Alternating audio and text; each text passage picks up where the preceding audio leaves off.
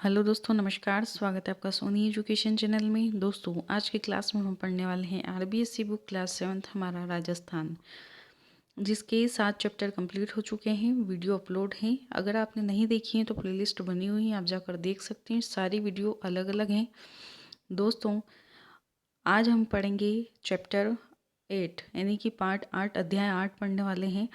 दोस्तों, अगर आप मेरे चैनल पर नए हैं और चैनल को अभी तक सब्सक्राइब नहीं किया है तो कर लीजिए, ताकि आपको नोटिफिकेशन मिल सकें। साथ ही अगर वीडियो अच्छी लगी तो ज़्यादा से ज़्यादा शेयर कीजिएगा।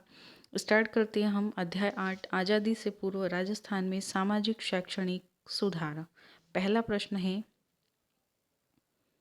राजस्थान में ब्रिटिश शासन का प्रभाव कब से कब तक रहा? तो राजस्थान में जो ब्रिटिश शासन का प्रभाव था वह 1818 से 1947 तक रहा है। नेक्स्ट क्वेश्चन है, मध्यकाल में सती प्रथा को रोकने के लिए किन शासकों के द्वारा प्रयास किए गए? तो मध्यकाल में सती प्रथा को रोकने के लिए मोहम्मद बिन तुगलक और अकबर के द्वारा प्रयास किए गए थे। यानी कि मध्यकाल के जो ये शासक थे मोहम्मद बिन तुगलक और अकबर, इन्होंने भी सती प्रथा को रोकने के लिए प्रयास किए थे। अगला प्रश्न है, ब्रिटिश काल में राजा राममोहन राय के प्रयासों से प्रेरित होकर 1829 ईस्वी में किसने सती प्रथा को गैर कानूनी घोषित किया है? लॉर्ड विलियम बेंटिंक ने। अगला प्रश्न है, सर्वप्रथम राजस्थान के किस क्षेत्र में सती प्रथा निषेध कानून पारित किया गया था? यानी कि राजस्थान के अंतर्गत ऐसा कौन सा क्षेत्र है जहां पर सती प्रथा को निषेध कर दिया गया था, यानी कि एक कानून पारित कर दिया गया था? तो वह क्षेत्र था जयपुर राज्य, यानी कि राजस्थान का जो जयपुर राज्य था वहाँ पर कानून सती प्रथा निषेध कानून पारित किया गया था सबसे पहले। अगला प्रश्न है, जयपुर राज्य में सती प्रथा निषेध कानून किसके प्रयासों से पारित किया गया था? अब सबसे पहले तो जयपुर राज्य में सती प्रथा निषेध कानून पारित किया गया था, लेकिन यह जयपुर संरक्षक समिति के द्वारा किया गया था। मैं चाहती तो एक ही में क्वेश्चन बना सकती थी, लेकिन अलग अलग बनाने का उद्देश्य है कि आपको अच्छे से याद रहे और आसान हो आपके लिए। अगला प्रश्न है, राजस्थान में सर्वप्रथम किस राज्य में कन्या वध को गैर कानूनी घोषित किया गया था? तो यह था कोटा राज्य में। ठीक है, सती प्रथा कानून जो पारित किया गया था वह जयपुर में किया गया था और कन्या वध को गैर कानूनी कोटा राज्य में घोषित किया गया था सबसे पहले। अगला प्रश्न है, राष्ट्रीय स्तर पर अनमेल एवं बाल विवाह जैसी कुप्रथाओं को रोकने हेतु किस समाज सुधारक ने आवाज उठाई? तो इसमें स्वामी दयानंद सरस्वती ने।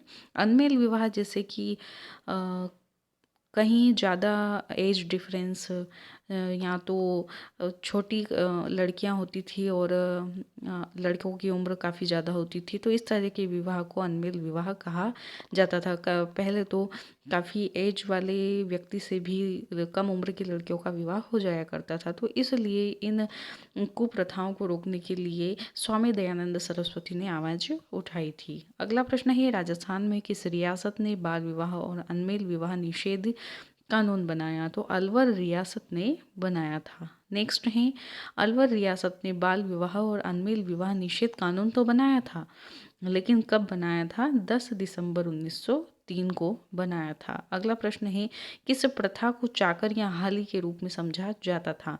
दास प्रथा, यानी कि वहाँ पर राजाओं के सानिध्य में काम करने वाले को चाकर या हाली के रूप में समझा जाता था, उसे दास प्रथा कहा जाता था। अगला प्रश्न है, दास प्रथा को अंग्रेजों द्वारा 1833 ईस्वी में किस अधिनियम द्वारा समाप्त किया गया था? चार्टर अधिनियम के द्वारा समाप्त किया गया था। अगला प्रश्न है, 1853 में किसके दबाव से कुछ रियासतों द्वारा डाकन प्रथा को गैर कानूनी कब घोषित किया गया? तो 1853 में एजीजी राजपूताना के दबाव से डाकन प्रथा को गैर कानूनी घोषित किया गया था, है ना। तो जो 1853 में जो गैर कानूनी डाकन प्रथा को घोषित किया गया था वो सभी रियासतों में गैर कानूनी नहीं घोषित किया था, कुछ रियासतों में राजाओं द्वारा घोषित कर दिया गया था गैर कानूनी। किसके दबाव से? एजीजी राजपूताना के दबाव से। कब? 1853 में। अगला प्रश्न है, प्राचीन समय में प्राथमिक और व्यावसायिक शिक्षा के प्रमुख केंद्र होते थे? तो प्राचीन समय में प्राथमिक और व्यावसायिक शिक्षा के प्रमुख केंद्र परिवार होते थे।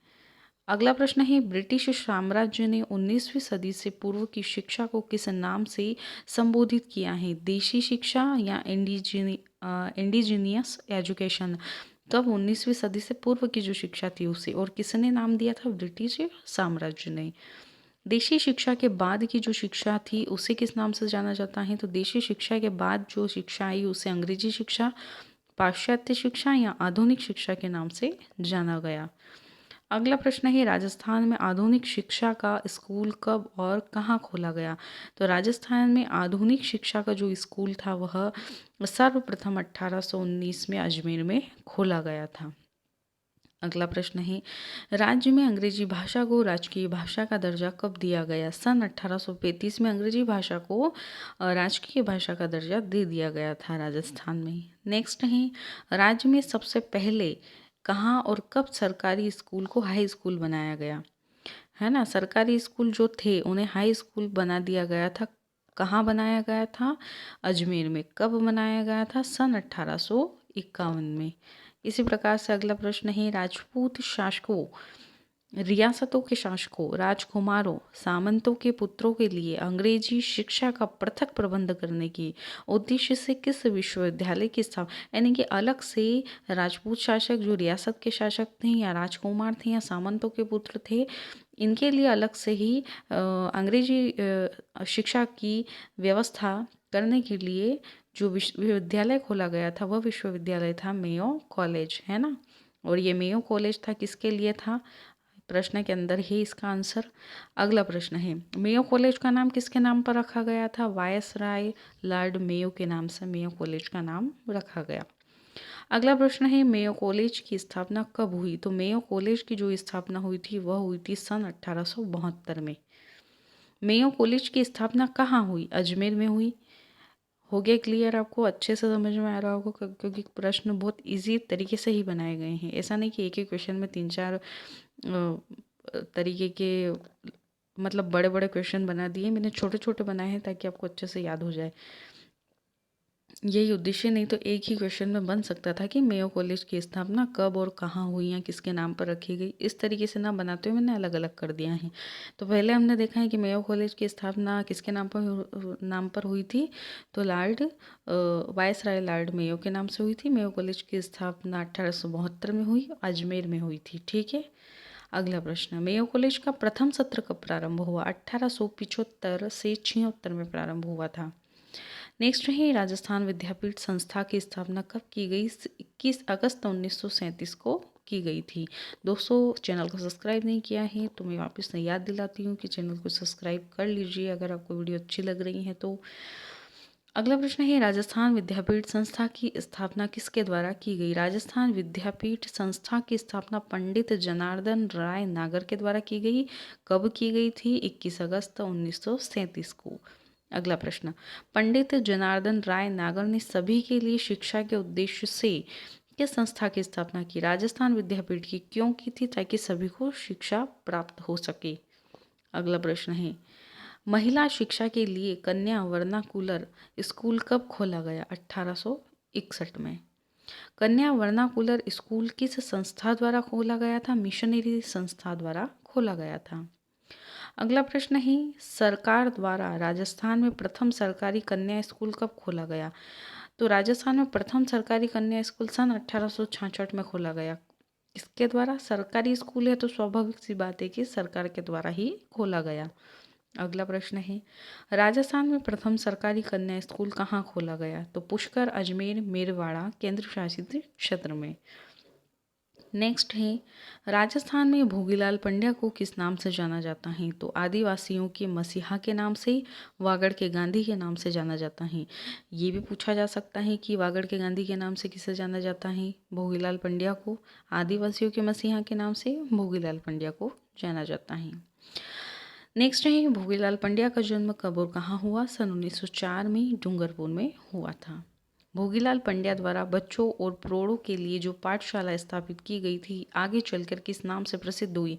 यानी कि इन्होंने प्रौढ़ों के लिए भी पाठशाला स्थापित की थी और बच्चों के लिए भी की थी, जिसे वागड़ सेवा मंदिर के नाम से जाना जाता है। नेक्स्ट है, डूंगरपुर राज्य में जन जागृति हेतु किस संघ द्वारा पाठशाला खोली गई?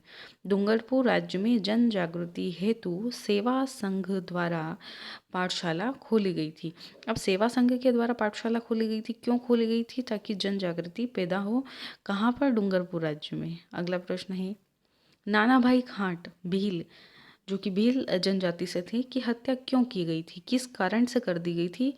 यानी कि इन्हें बोला गया था कि आपको पाठशालाएं बंद करना है, तो इन्होंने इनके मना करने के कारण कि मैं पाठशालाएं बंद ना करूंगा, इस कारण से इनकी हत्या कर दी गई थी।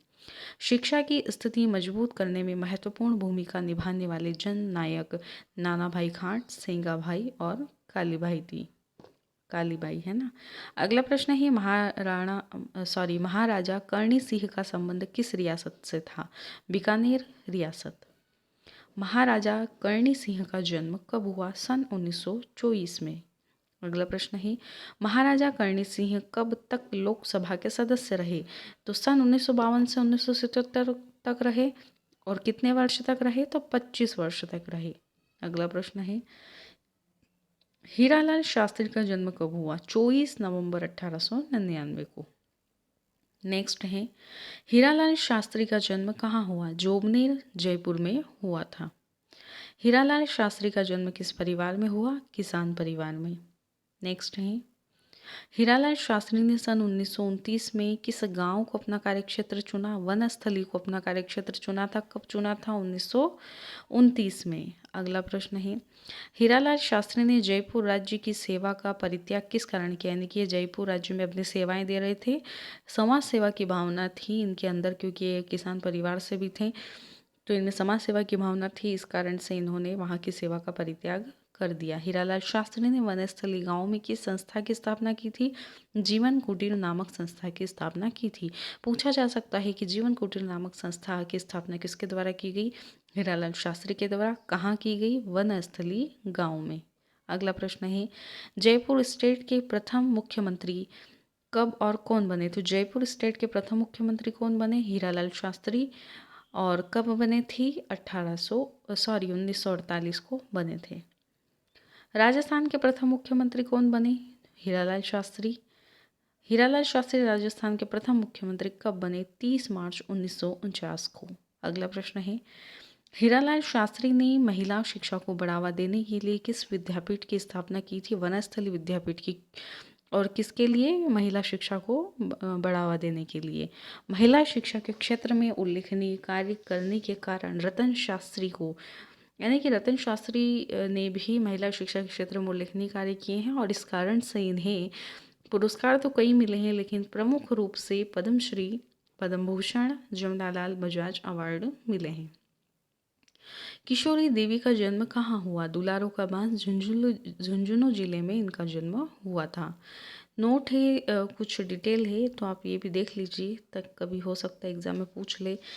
तो सन 1938 में किशोरी देवी के पति श्री सरदार हरलाल सिंह को वहाँ के जागीरदार ने झूठे मुकदमे में फंसाकर कारावास में, यानी कि जो किशोरी देवी थी, है ना, जो किशोरी देवी थी, इनके पति का नाम क्या था? सबसे पहले तो हम ये देख लेते, तो श्री सरदार हरलाल सिंह था, है ना, इनके पति। और इनके पति को जागीरदार ने झूठे मुकदमे के केस में सन 1938 में फंसाया था, और इसके खिलाफ इन्होंने आंदोलन चलाया था।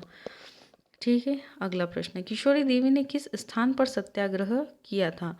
तो किशोरी देवी ने जो सत्याग्रह किया था वह किया था जयपुर में। अगला प्रश्न है, मामा बालेश्वर दयाल जो सामाजिक कार्यकर्ता के रूप में प्रसिद्ध है, यानी कि मामा बालेश्वर दयाल को सामाजिक कार्यकर्ता के रूप में जाना जाता है, और इनका जन्म 10 मार्च 1905 को हुआ था। अगला प्रश्न है, मामा बालेश्वर ने किस जनजाति हेतु काम किया? तो भील जनजाति हेतु इन्होंने कार्य किया था। इन्होंने भील जनजाति, विशेषकर राजस्थान और मध्य प्रदेश के लोगों के लिए काम किया, है ना। भील जनजाति हेतु तो काम किया ही था, लेकिन राज्य अगर पूछ लिया जाए तो विशेष रूप से राजस्थान और मध्य प्रदेश के लिए। मामा बालेश्वर ने भील जनजाति हेतु कौन सा आंदोलन चलाया? जल, जंगल और जमीन नामक आंदोलन चलाया। पूछा जा सकता है, जल, जंगल, जमीन आंदोलन किसके द्वारा चलाया गया? मामा बालेश्वर दयाल के द्वारा।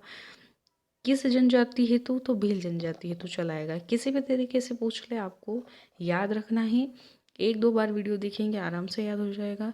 मुझे उम्मीद है वीडियो पसंद आई होगी। ये चैप्टर आपका कंप्लीट हो जाता है अभी, और नेक्स्ट वीडियो जल्दी ही अपलोड कर दी जाएगी। दोस्तों, वीडियो पसंद आई हो तो ज़्यादा से ज़्यादा शेयर कीजिएगा, ताकि ज़्यादा से ज़्यादा सभी जुड़ सके, और जो भी एग्ज़ाम, रीट एग्ज़ाम या अन्य परीक्षा की तैयारी कर रहे हैं जिसमें राजस्थान जीके महत्वपूर्ण है, उनके लिए यह उपयोगी हो।